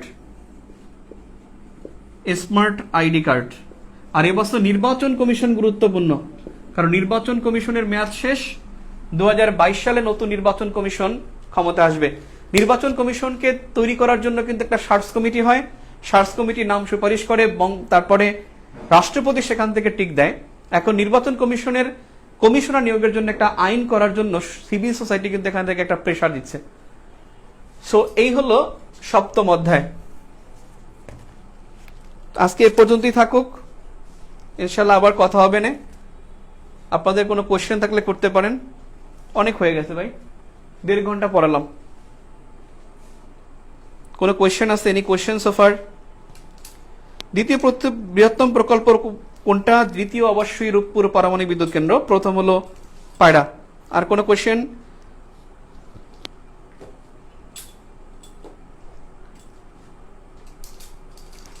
next class কবে? প্রাইভেট ব্যাচ আগামীকাল সকাল 7:30টায় ইনশাল্লাহ। ওকে, ঠিক আছে। আপনারা যারা পেইড ব্যাচে আছেন তাদের ক্লাস কিন্তু সকাল 7:30 আগামীকাল ইনশাল্লাহ, অর্থনীতি এবং শিল্প। ওকে, থ্যাংক ইউ। আচ্ছা, কিছু মোটিভেশন কথা বললেন, হতাশা ধরে যাচ্ছে, মডেল টেস্টের নাম্বার খুব কম পাচ্ছি। টিকে যাবেন ইনশাল্লাহ, এখন কিন্তু হাল ছাড়া যাবে না। আগামী 16-17 দিন হাল ছাড়া যাবে না। ক্লিয়ার? অর্থাৎ যারা আজকে ক্লাসটা করছেন, বলছেন যে বাসায় বসে পড়বো, এই 2 ঘন্টা ক্লাস করবো না, তারা কিন্তু আসলে লস করছেন। দিনাজপুরের হাকিমপুরে লোহার খনি, রাইট? একজন বলছেন সার্চ কমিটি করা হয়, কারা হয় এটা রাষ্ট্রপতি নির্ধারণ করে দেয়। ওকে, ঠিক আছে, আল্লাহ হাফেজ, থ্যাংক ইউ ভেরি মাচ। ওকে, আল্লাহ হাফেজ।